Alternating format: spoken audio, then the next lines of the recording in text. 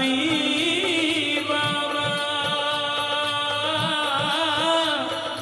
जय साईं बाबा, जय साईनाथ।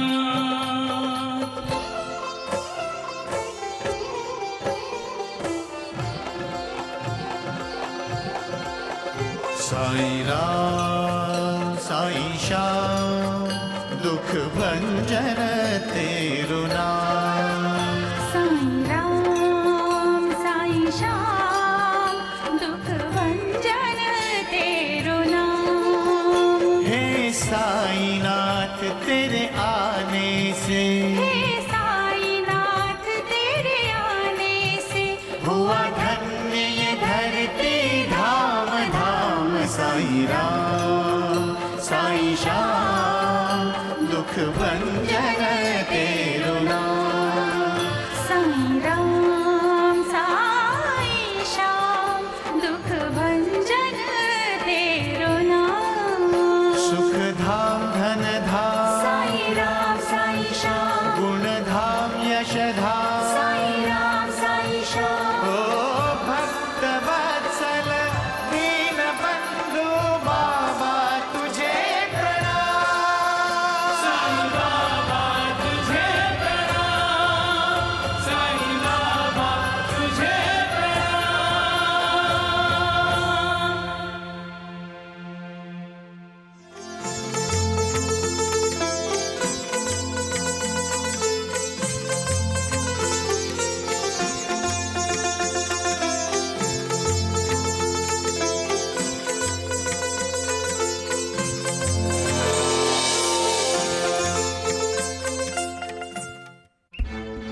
मेरा नाम द्वारिका नाथ है।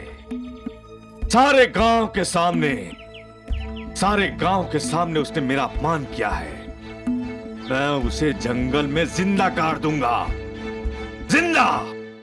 जंगल में एक तेजस्वी युवक आया है। वो कहाँ से आया है देवा? जो नीम के पेड़ के नीचे बैठता है, पेड़ के नीचे कुल्हाड़ी मारो, सब जान जाओगे। खंडोबा के उत्सव में देवा की आज्ञा हुई है। हमें इस पेड़ के नीचे खोद कर देखना है कि यहाँ क्या है।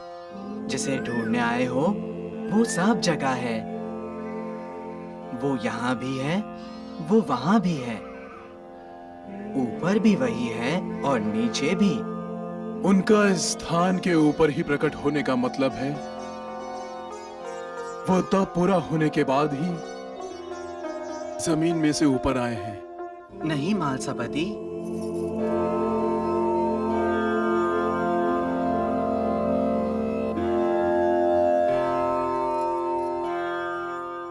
ये मेरे गुरुदेव की समाधि का स्थान है।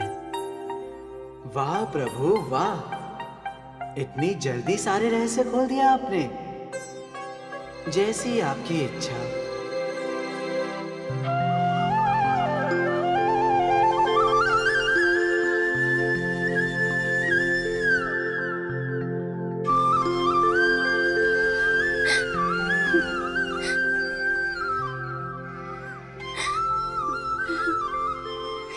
ऐसा लगता है जैसे तू मेरी यशोदा मैया है।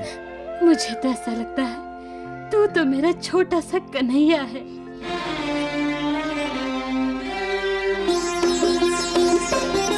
रे लल्ला मैं हूँ तेरी जसोदा मैया, रे लल्ला मैं हूँ तेरी जसोदा मैया। मुझको तो लागे रे मेरा, मुझको तो लागे रे मेरा छोटा सा कन्हैया। रे लल्ला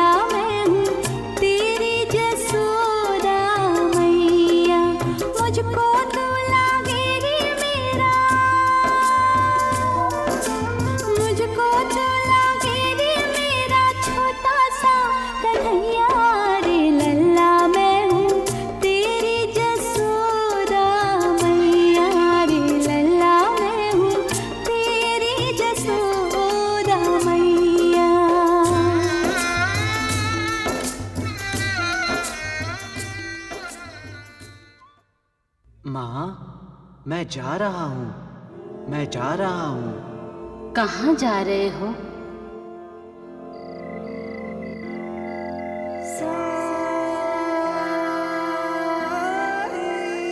माँ, मैं जा रहा हूँ।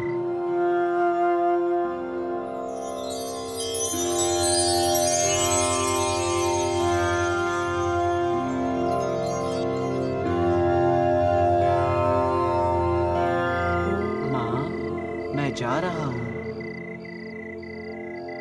मुझे जाना है माँ।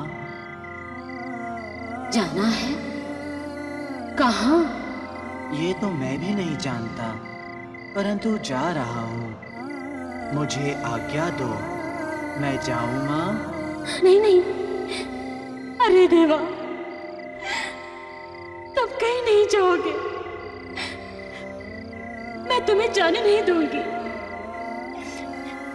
तुम्हें यहीं रहना होगा,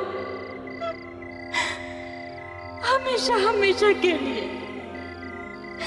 हमेशा कुछ नहीं रहता माँ।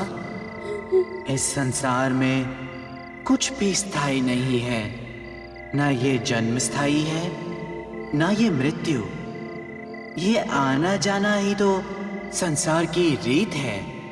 नहीं, मैं रीति नहीं जानती। तुम मुझे कहीं छोड़कर नहीं जा सकते। मैं तुम्हें कहीं जाने नहीं दूंगी। तुम नहीं जानते मेरे मन में तुम्हारे लिए कितनी ममता है। मेरा दिल चाहता है तुम हमेशा मेरी नजरों के सामने रहो। शायद इसलिए कि मेरा कोई बच्चा नहीं है ना, मेरा अपना कोई बच्चा नहीं है ना। माँ, मैं हूँ आपका बेटा। मैं आपका बेटा हूँ माँ।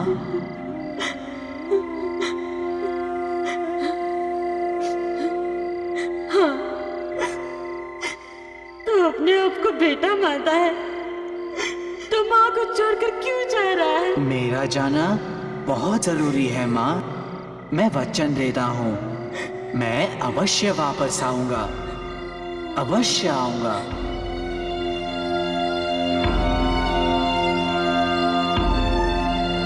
अरे, ये तो सचमुच जा रहा है। योगी, योगी, रोको उसे, रोको उसे, वो जा रहा है। कौन? रोको उसे।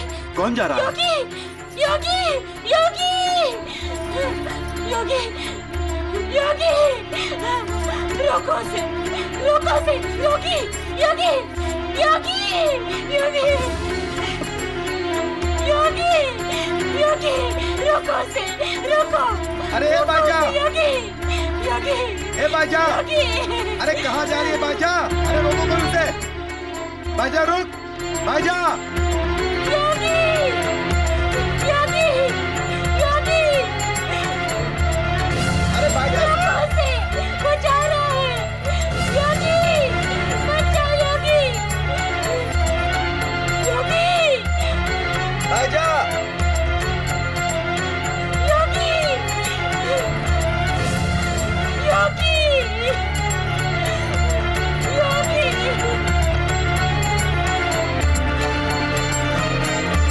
योगी, कहाँ हो योगी? योगी, चला गया, मुझे छोड़ के चला गया। योगी, मुझे छोड़कर चला गया, बाजा, चला गया, बाजा, ये तुम्हें क्या हो गया बाजा? मुझे छोड़कर चला गया। बाजा संभालो अपने आप को, संभालो।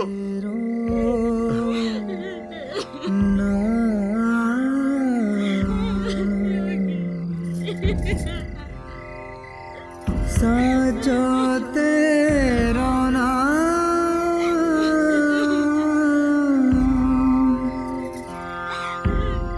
साचो तेरो साईं राम। माँ,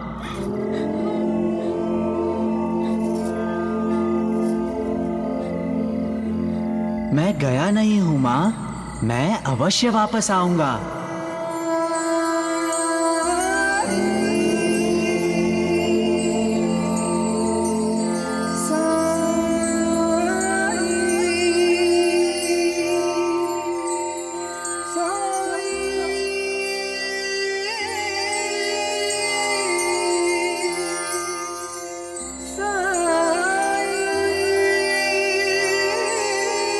हमारा दुर्भाग्य, भगवान हमारे बीच थे, लेकिन हमने उन्हें नहीं पहचाना।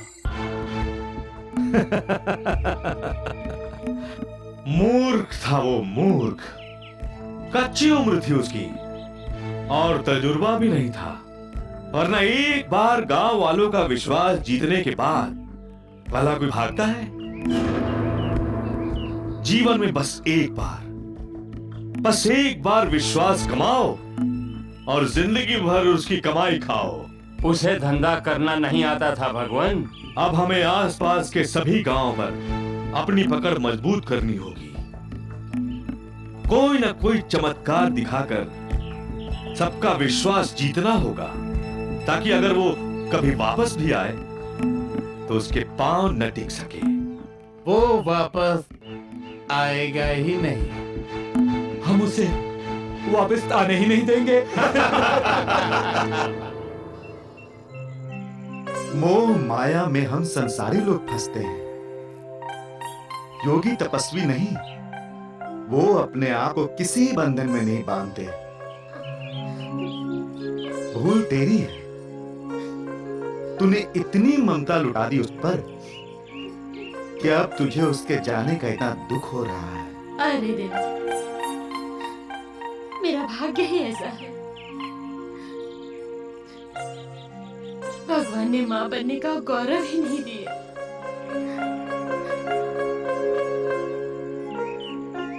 कोक तो सुनी है जिसे बेटा मानकर प्यार किया, वो भी छोड़कर चला गया।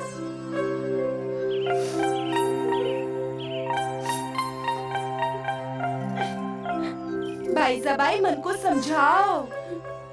पाटिल ठीक कह रहे हैं। साधु सन्यासी कभी एक जगह नहीं रुकते। योगी को भी जाना था, चला गया।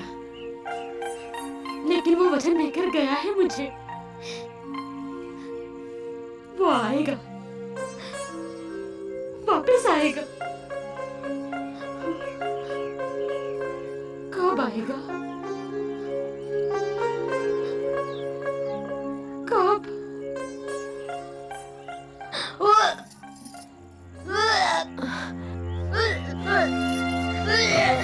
भाईजा,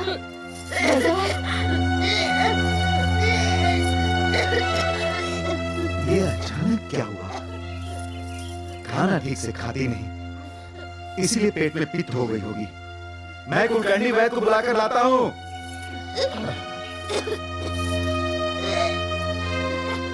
भगवान सब ठीक करेंगे भाईजा।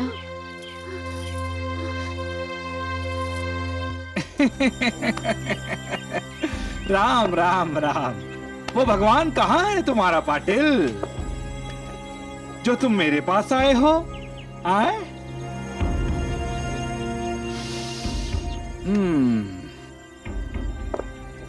भाईजा भाई को तकलीफ है। तो बोलो उससे, आवाज दे अपने योगी राज को, हैं? बुलाकर लाए उसे यहाँ। वैद्य जी, ये वक्त तना मारने का नहीं है।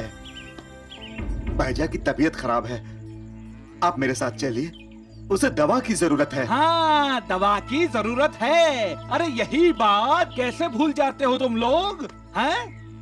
हाँ, कि एक न एक दिन वैद्य की जरूरत सबको पड़ती है, और गांव में केवल मैं एक ही तो हूँ जो गांव के दुख और तकलीफ में काम आता हूँ। आता हूँ कि नहीं? उसमें कोई शक नहीं। हाँ। कोई शक नहीं वैद्य जी, आप कृपा करके मेरे साथ चलिए। अब बाईजा की हालत क्या होगी पता नहीं। चिंता मत करो पाटिल, चलते हैं। बाईजा बाई को कुछ नहीं होगा, क्योंकि कुलकर्णी जो कहता है वो 16 आने सच होता है। हाँ।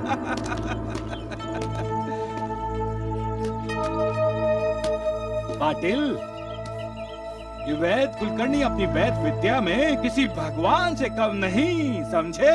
हैं वीरू?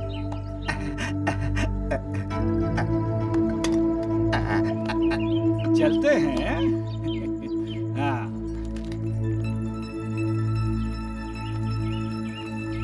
हाँ, ला, चलो।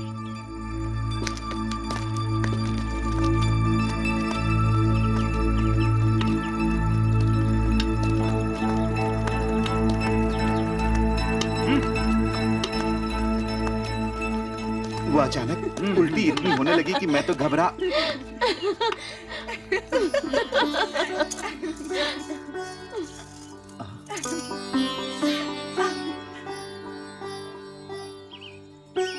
अरे वहाँ क्यों खड़े हैं भाईजान? जाइए जाइए, इन्हीं पैरों से वापस जाइए और मिठाई वाले से मिठाई लेकर आइए।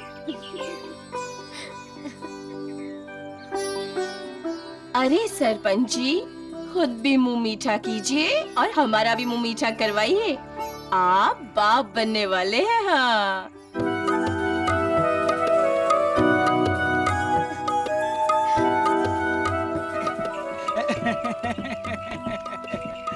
क्यों पाटिल, मैंने कहा था ना, बाईजा बाई को कुछ नहीं होगा। हाँ। अरे ये जो खुशखबरी तुम सुन रहे हो, ये मैंने पिछले साल दी हुई दवा का असर है। हाँ। क्योंकि कुलकर्णी जो कहता है वो 16 आने सच होता है। हाँ। झूठ क्यों कहते हो वैद जी? आपने तो पहले ही कहा था कि बाईजा माँ नहीं बन सकेगी। ये तो उस बाल योगी का आशीर्वाद है। सरपंच जी, जाइए, पहले बाईजा के साथ मंदिर जाकर भगवान का धन्यवाद कीजिए और प्रसाद चढ़ाइए। राम राम राम। चलो। अरे वैद जी,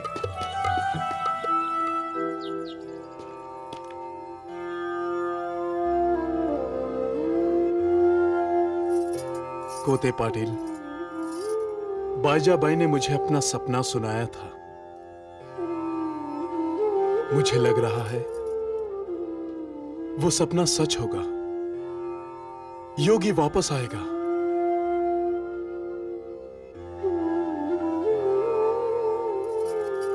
अब शिरडी का उद्धार निश्चित है।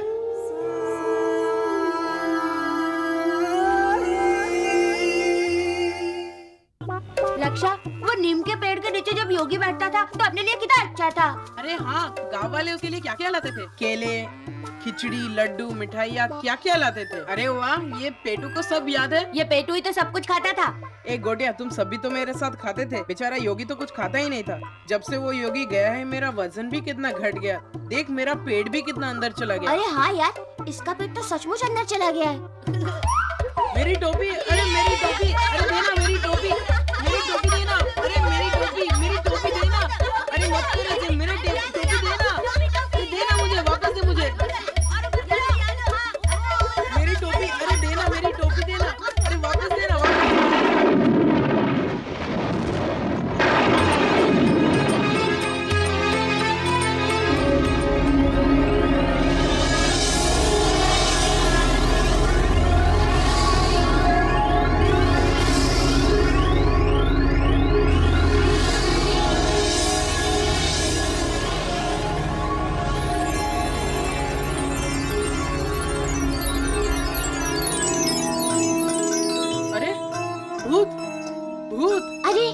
चमत्कार हो गया। हाँ यार, ये तो चमत्कार हो गया। चलो सबको बताते।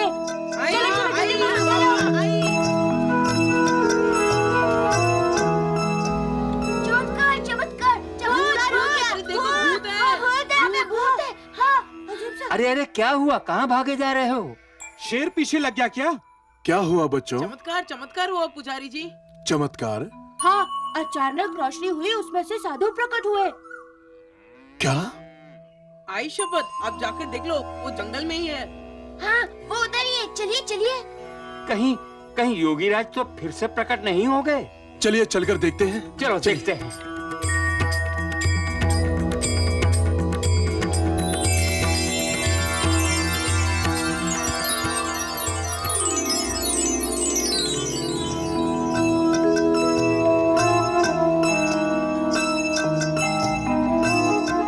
हे करुणा अवतार, आपके दर्शनार्थ आया था, लेकिन मेरी तपस्या शायद अभी अधूरी है, जो आपके दर्शन नहीं हुए। आप कहां हैं भगवान?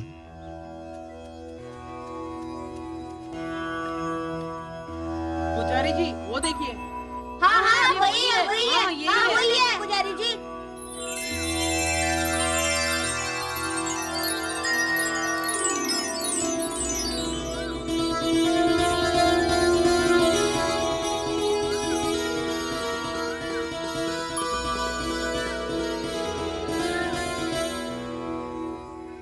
प्रणाम महात्मन।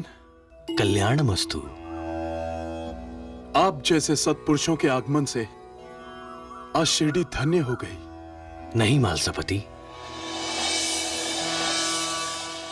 शिरडी तो उसी दिन धन्य हो गई थी जिस दिन इस नीम के पेड़ के नीचे भगवान का करुणा अवतार प्रकट हुआ था।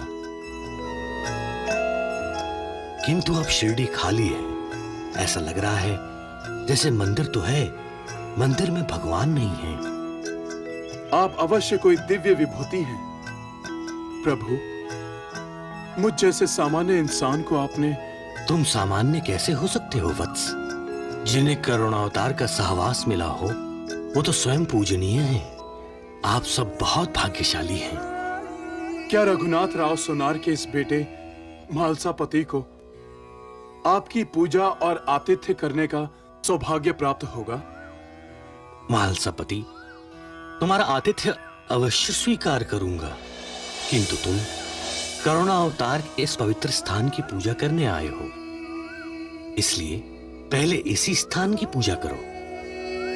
जैसी आज्ञा महर्षि।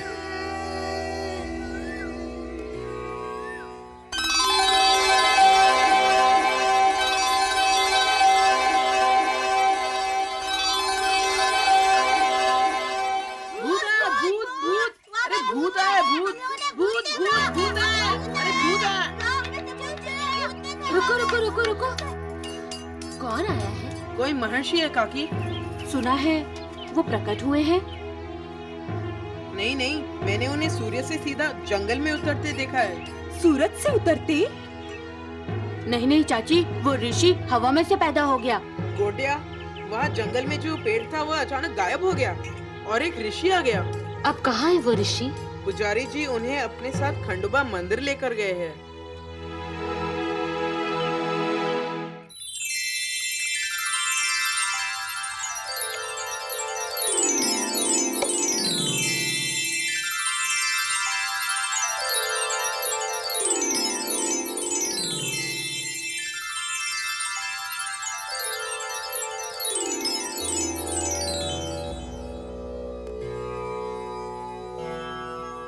महर्षि, आपने इस खंडोबा मंदिर में आकर हमें अनुग्रहित किया है।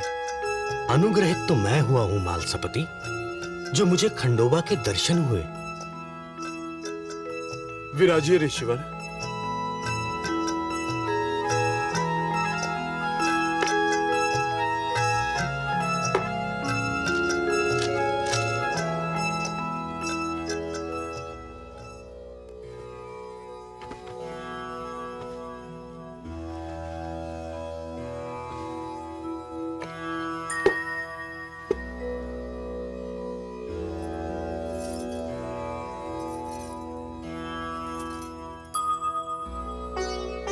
महात्मन, हम सब आपका परिचय जानने को उत्सुक हैं।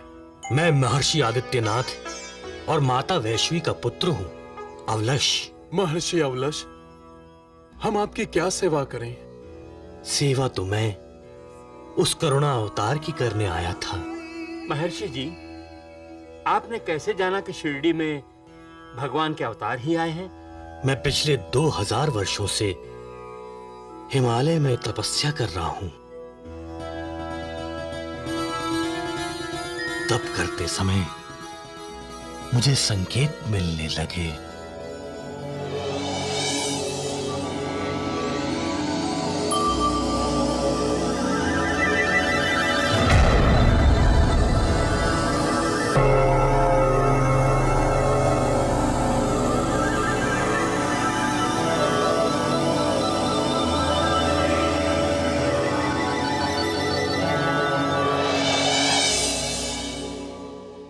मुझे दिखाई दिया कि आध्यात्मिक किरणों ने विश्व को घेर लिया है।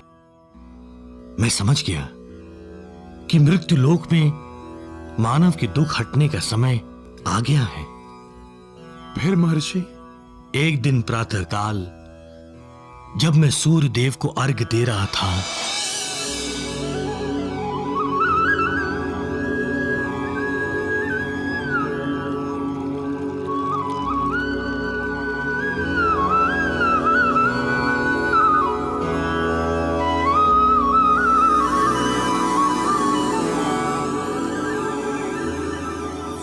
तभी मैंने देखा कोई महान विभूति धरती पर उतर आई थी।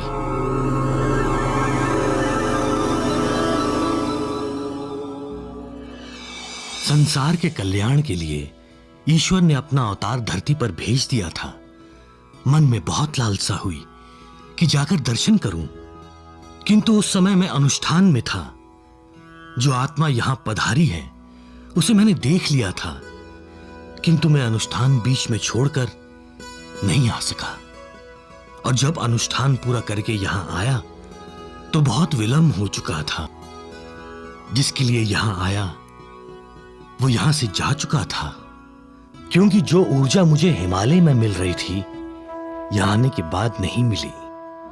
जो तेज मुझे दिखाई दे रहा था यहां शिरडी आने के बाद कहीं दिखाई नहीं दिया। करुणा अवतार यहां से जा चुके थे।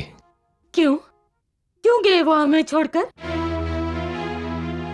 नहीं भाईजा, नहीं। पूछने दो मुझे महर्षि से। मैं जानना चाहती हूँ, क्यों मुझे जानने नहीं देते? पूछने दो। नहीं भाईजा, चलो चलो।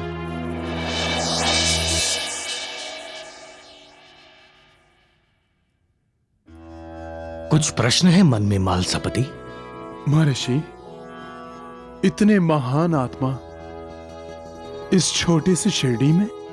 आप नहीं जानते मालसापति, सतयुग में ये जो प्रदेश है तपोभूमि हुआ करता था। साधुओं की, तपस्वियों की, गौतम जैसी बड़ी बड़ी पुण्यात्माओं की धरती थी। ये जो करुणा अवतार यहां प्रकट हुए हैं उसका भी कारण है। क्या कारण है महर्षि? जो उनके गुरु थे वो भी यही तपस्या करते थे। शिरडी में? हां, इसी स्थान में।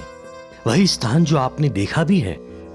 कलयुग में भी ये धरती आज के तपस्वियों और साधकों को प्रिय है।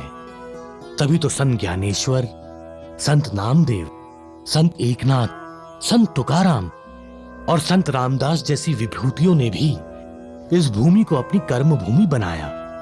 सत्य में ये प्रदेश इस देश का तपोवन है। आगे चलकर ये प्रदेश महाराष्ट्र कहलाएगा।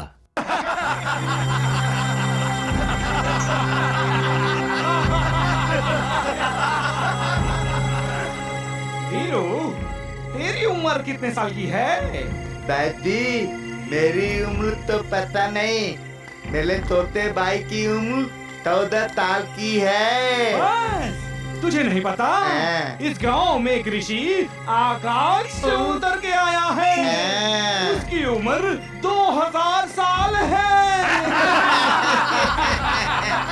आपने ठीक तरह से सुना नहीं होगा। असल में उस ऋषि ने अपने पिछले 100 जन्मों की उम्र जोड़ के बता दी होगी।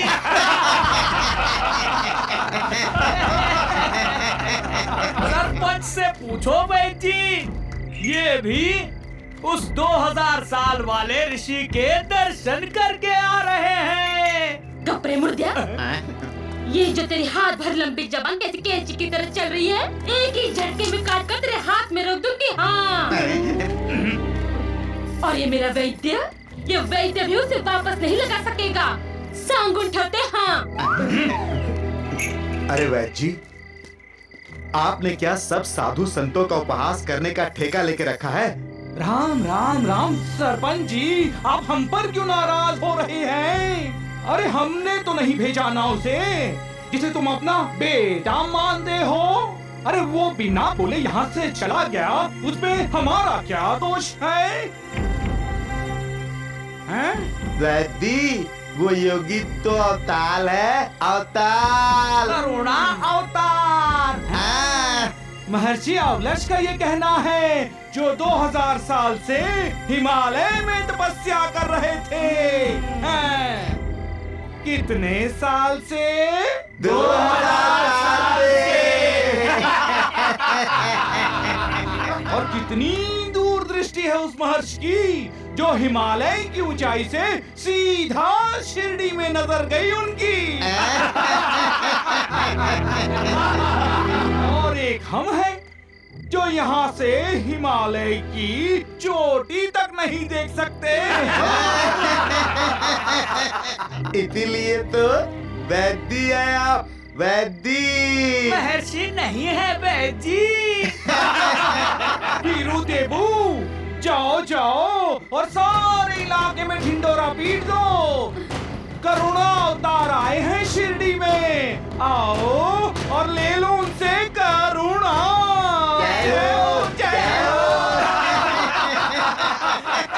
करुणावतार।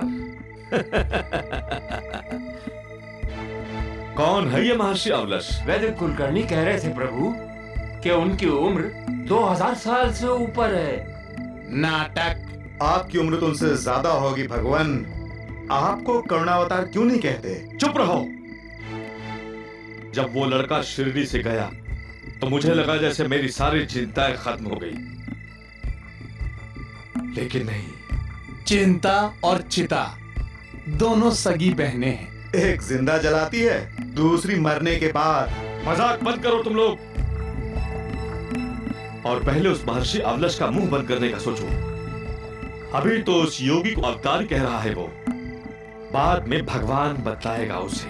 मुझे तो लगता है ये उस योगी लड़के की सोची समझी चाल है। कैसी चाल?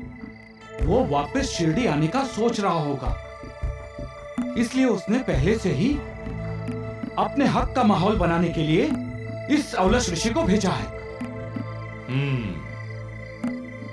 ऐसा है तो लड़का बहुत चालाक है। अच्छी चाल चली है उसने, लेकिन पहले तो मैं उसे शिरडी में आने ही नहीं दूंगा, और किसी तरह वो शिरडी में आ भी गया तो यहां जमने नहीं दूंगा उसे। भगवान, एक काम करते हैं, कल पूरे राहता गांव को कीर्तन के लिए अपनी मठी में बुलाते हैं और मठी के पीछे से आसमान में रोशनी छोड़ देते हैं और शोर मचा देते हैं, राहता में करुणा अवतार हुआ है।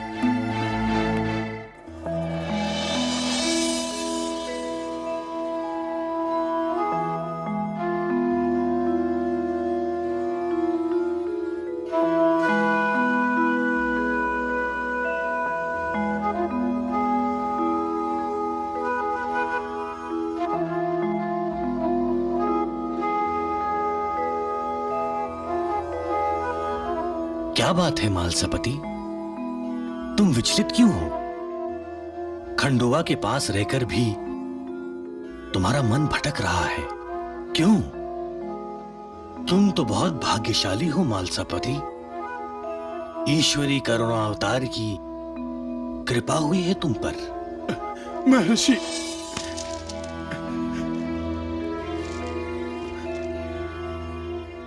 मैं बहुत अभागा हूं महर्षि।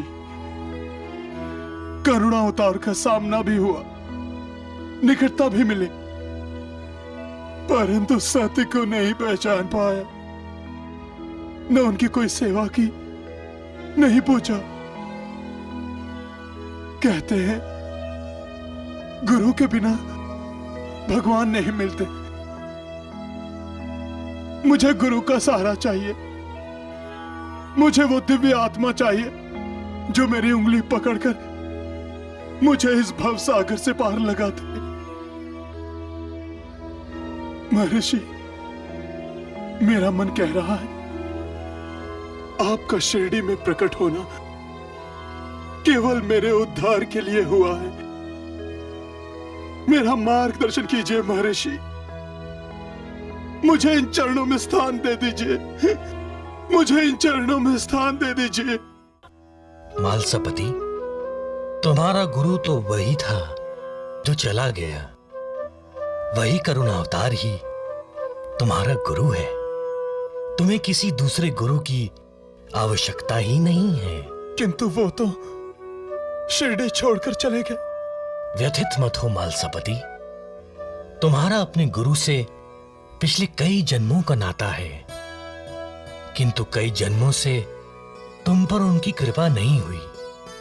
किंतु अब मैं देख रहा हूं कि तुम पर गुरु कृपा होने का समय आ गया है। सच महर्षि। मालसापति, तुम्हें अपने गुरु का उपदेश भी मिला है, फिर भी तुम उस पर आचरण नहीं कर रहे। उपदेश? मुझे? कब? कब महर्षि? करुणा अवतार ने 2 शब्द तुम तक पहुंचाए तो थे, श्रद्धा और सबूरी। श्रद्धा रखिए और सब्र कीजिए। हाँ, हाँ महर्षि, परंतु मैं मूर्ख समझ नहीं पाया। खो दिया अवसर। अब महर्षि, क्या मुझे अपने गुरु की सेवा करने का अवसर अब कभी नहीं मिलेगा? मिलेगा मालसापति। जब तुम्हारे गुरु करुणा अवतार वापस शिरडी आएंगे तो तुम्हें सेवा का अवसर अवश्य मिलेगा।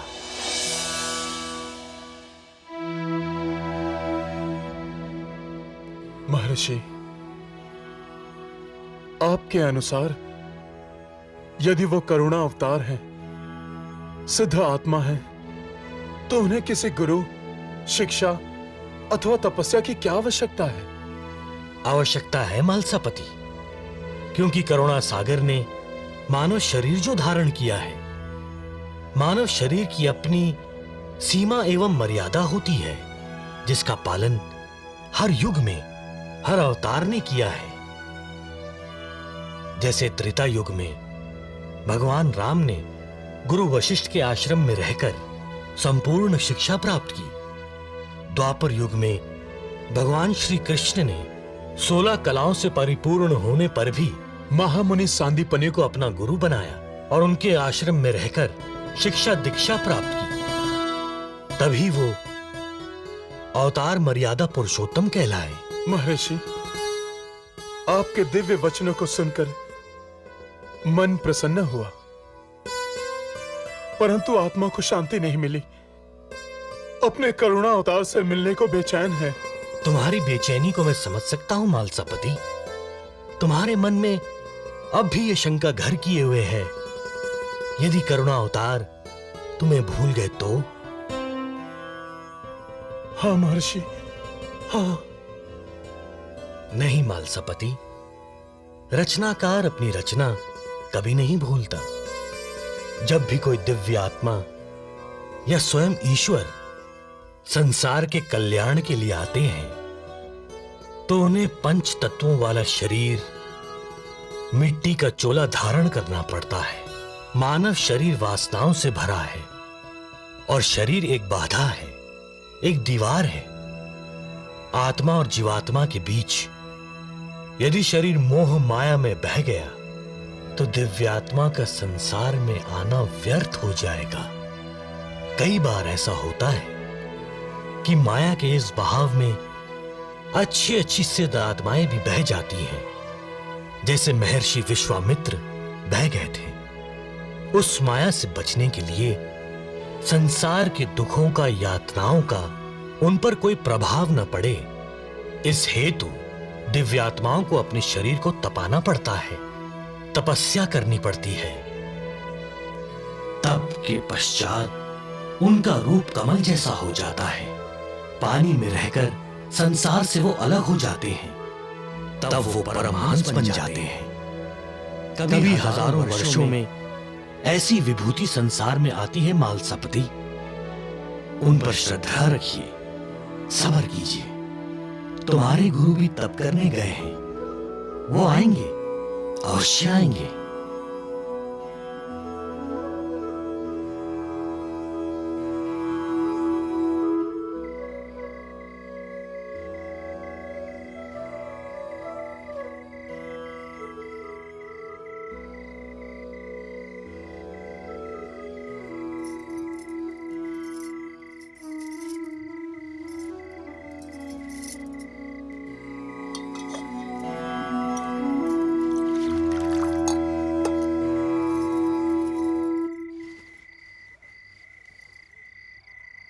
क्या बात है भाईजान? आज सुबह से इतनी उखड़ी क्यों है? मंदिर से आते समय वैद कुलकर्णी और रगड़ू दगड़ू को भी डांट दिया तुमने। क्या बात है? अरे तुम्हें तो खुश होना चाहिए कि महर्षि औलस ने तुम्हारे योगी को ईश्वरीय अवतार कहा है। आहो, मुझे ईश्वरीय अवतार नहीं, मेरा बेटा चाहिए। लेकिन भाईजान, आखिर वो तुम्हारे कोख से पैदा हुआ बेटा तो नहीं है जो तुम